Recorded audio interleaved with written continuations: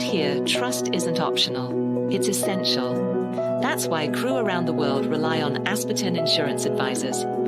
Built by former yacht crew, we know the risks, and we know how to protect you. Medical emergencies, mental health, active lifestyles. We've got you covered 24/7. Discreet support, personal service, global reach. Asperton Insurance Advisors, designed for life at sea. Visit asperton.com today. Welcome to your 5 minutes of self-care. So, I have not recorded an episode last week because I had to first really reflect upon what happened last week and how I will structure this specific episode and make it part of self-care. First of all, I would like to say that self-care does not just mean like taking care of your physical, your mental, emotional, spiritual, and your wisdom body. It's also your financial self-care, and it's also anything to do legally, and it's also your safety. And I will rock the boat now by what I'm saying, but I have to agree with Rhea, and I have seen her post last week, and I thought, you know what? I like to contribute, but I need to be more aware and conscious on how I can contribute. So I just made some notes. If I look down, you've probably heard the name Paige Bell, a 20-year-old stewardess who was found murdered on board the motor yacht Far From It in the Bahamas last week.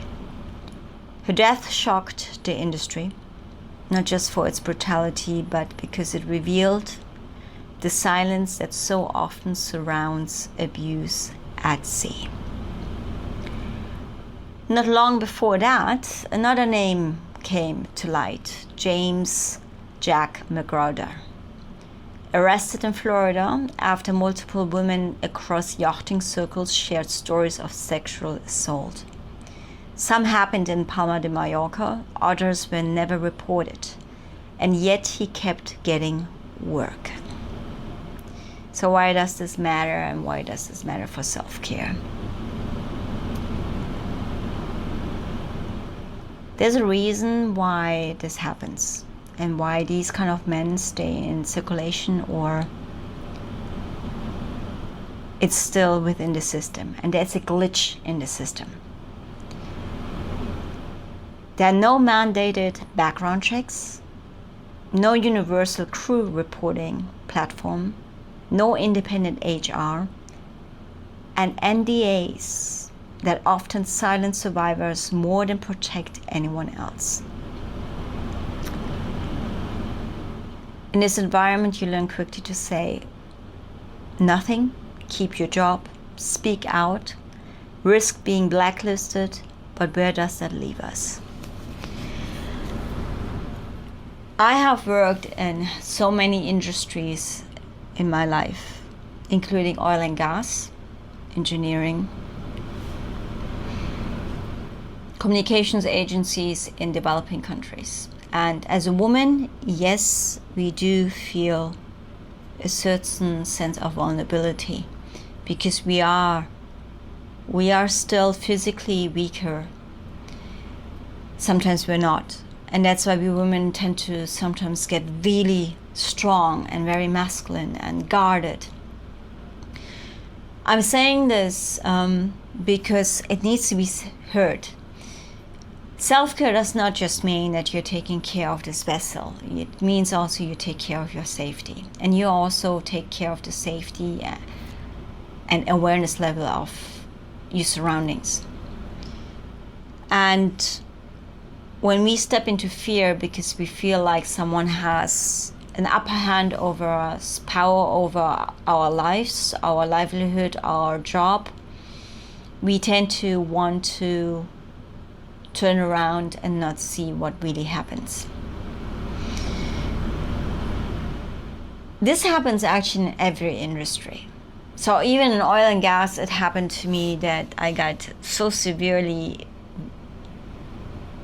bullied and mobbed with racism, and I still remember that. But we had procedures in place, and it was corporate, that of course it was not in the interest of the company that I would go and take legal actions. So they already put these legal actions in place for me.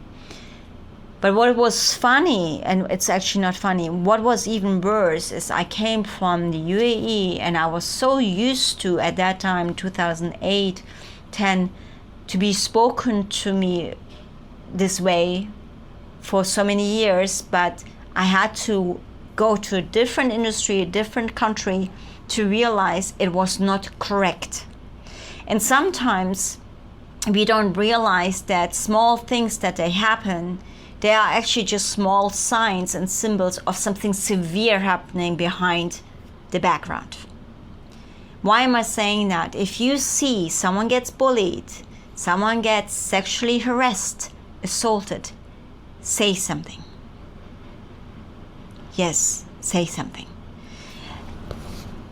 The NDAs on board of a vessel, or when you are signing an NDA, a non-disclosure agreement, does not overrule criminal law.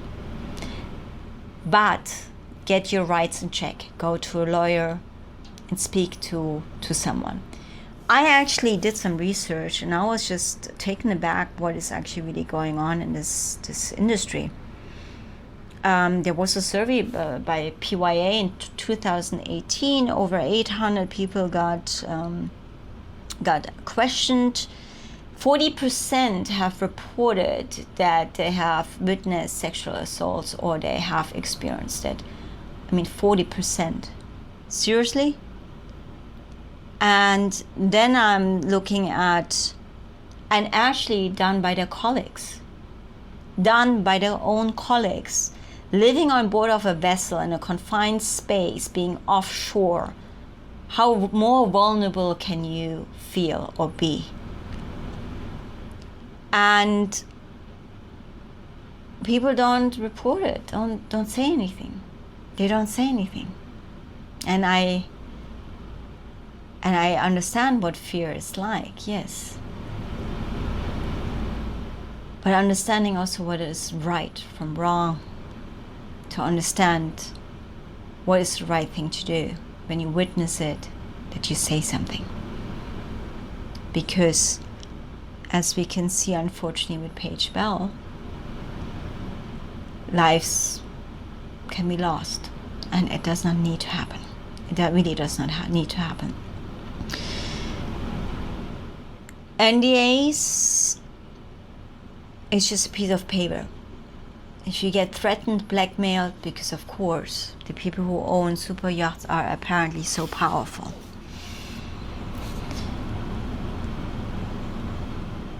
And even if more people have witnessed it on board, you come together and you speak up and you speak out. Fear is just an illusion when it comes to that. And I still living and working on a yacht isn't just a job. It's where you sleep, where you eat, where you breathe. So when something unsafe happens, a look, a touch, a comment, or worse, your body stores it. And you will stop feeling at home in your body, because it's not correct that someone touches you. It's not correct that someone emotionally, mentally abuses you, physically abuses you. And that can invoke trauma. So it really doesn't have to be this way. So I urge really the captains and the crew, verify and do a global background checks on people. Independent third-party company complaint bodies exist, and reform on the NDAs to make clear clauses to protect the crew, and training that goes beyond how to fold a napkin. Sorry, that sounds harsh, but the real education about boundaries, consent, and mental health. And why, there's also often support of different yacht crew help. Is one Safer Waves, Nautilus 24/7, Seas the Mind.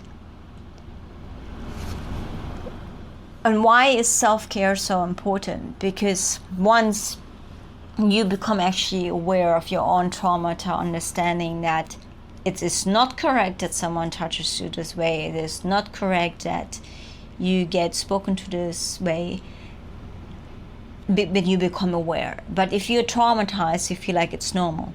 It's normal that people manhandle you, or it's normal that people speak to you, but it's not normal. But you need to first become so aware and conscious of that. I am also coaching at the moment industry professionals in top-notch high positions within the yachting industry who get bullied. Like serious professionals, career-driven professionals who get bullied on a daily basis. And because of their own trauma that they have experienced as a child, they don't even realize how severe the bullying is until they actually step out, observe, gain clarity and a perspective, and then they realize, actually, yeah, this is not right, this is not correct. And it's still happening a lot in this industry. And I actually literally have to coach these professionals on understanding, hey, this is not correct. No. Because you feel like this because you have the fear of not being good enough, hence you want to prove yourself to a person.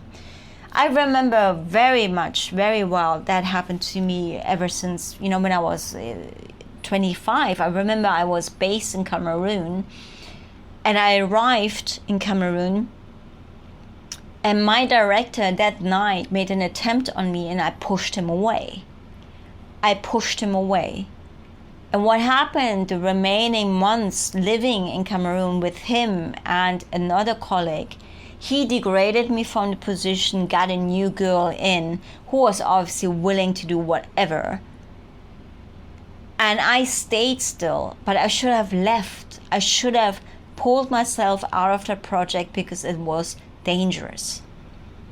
But I felt like I needed to prove myself I was worthy and I was good enough to do this job. I was professional enough. Until I realized now, what the heck were you proving? But this happens, and it happens at any age, and that's why we need to become aware.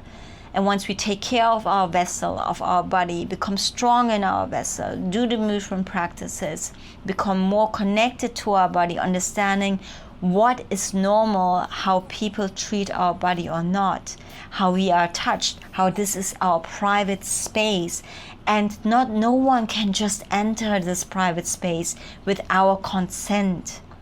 I just had a guy telling me last week, I can feel that you're guarded.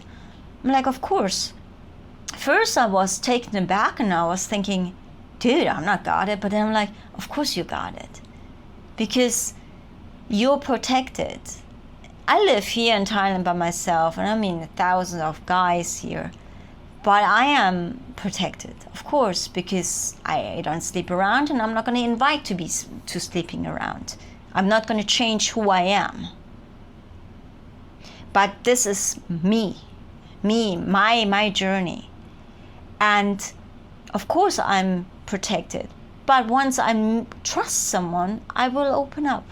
The guard will drop. And especially when you are a highly sensitive empath, especially if you have experienced any form of abuse, it is okay to be protected and guarded. And it's okay to have a boundary. And it's okay to actually, that consent is normal. And yes, we sometimes believe that, especially when you're working on a vessel like that, you don't want to be blacklisted, you still want to continue getting jobs. Of course. But there's more and more happening in this industry, and that's why it's great that people like Rhea are out there who actually bring it out to the open. That all of us, the speakers of Yachting International Radio, are very conscious and bring it out in the open. So self-care means once you become stronger in your body, connect to your body, connect back within and listen within what is right or wrong, you automatically will take care of yourself financially, legally, and in cases like that, and knowing when to speak up and not to speak up, and be able to also let go of fear, because it's just an illusion. Especially perpetrators or the people in power like you to stay in fear, to not say something because it's not in their interest to rock the boat. But that's not going to continue anymore. There is a shift and there's a change in this industry. I'm speaking about this industry, but hey, listen, this happened to me in oil and gas, that happens in PR, that happens in finance, that happens in any kind of industry. But this specific one is because you live on board a vessel in a confined space, and you need to feel safe with your colleagues around. And if you do not feel safe, do not think you need to stay on that boat. Don't think you need to keep this job. Nothing in the world is so important than your own well-being, your safety, your health, and your life. So it took me a while to actually be able to say this out loud, and because this is not normally what I do, because I'm very spiritual and whatever, love and light. Yeah, I'm not really. So I like to speak up my sincere condolences to Paige Bell's family and loved ones. And for those of you who knew her, know her, and you know something, speak up. Namaha, namaste. If your brand belongs in the heart of the yachting world, this is where it happens. Yachting International Radio reaches over 1 million yachting professionals and enthusiasts every month, with 77 million impressions, 220,000 social followers, and 74,000 podcast subscribers. Our hosts are insiders, crew, captains, CEOs, trusted voices shaping the industry. This is targeted, high-impact advertising in a luxury niche. Visit yachtinginternationalradio.com/advertise. Your audience is already listening.